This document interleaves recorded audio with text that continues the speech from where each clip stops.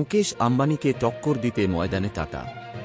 Plan বৃদ্ধির ফলে একেবারে ঊর্ধ্বমুখী রিচার্জ প্ল্যান। এক ধাক্কায় প্রায় ৫০ থেকে ৬০ টাকা বাড়িয়ে দিচ্ছে বেসরকারি টেলিকম সংস্থাগুলি। আর সেই পরিস্থিতিতে দাঁড়িয়ে এই মুহূর্তে এয়ারটেল জিও ভিআই এর থেকে সস্তায় প্ল্যান দিচ্ছে বিএসএনএল। লোভনীয় সব অফারে খানিক ভীত বেসরকারি টেলিকম সংস্থাগুলি।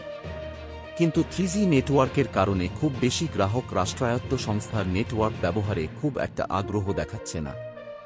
আর সেই কারণেই এবার 4G সার্ভিস লঞ্চে জোর দিয়েছে বিএসএনএল। সঙ্গ দিতে চলেছে রতন টাটা।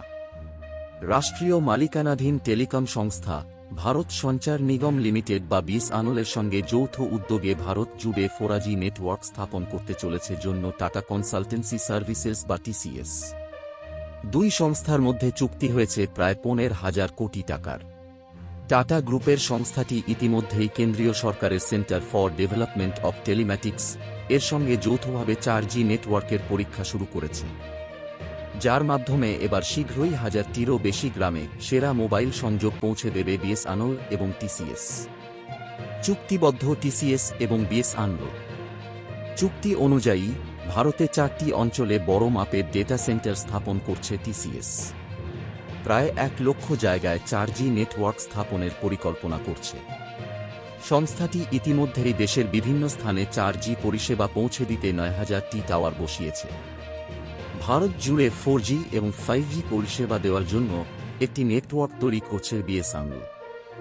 সংস্থা সূত্রে জানা যায় শীঘ্রই জেলা এবং মহকুমা কার্যালয়গুলির সঙ্গে সংযোগ স্থাপনের জন্য সুবিন্যস্ত যোগাযোগ ব্যবস্থা স্থাপনের পরিকল্পনা করছে।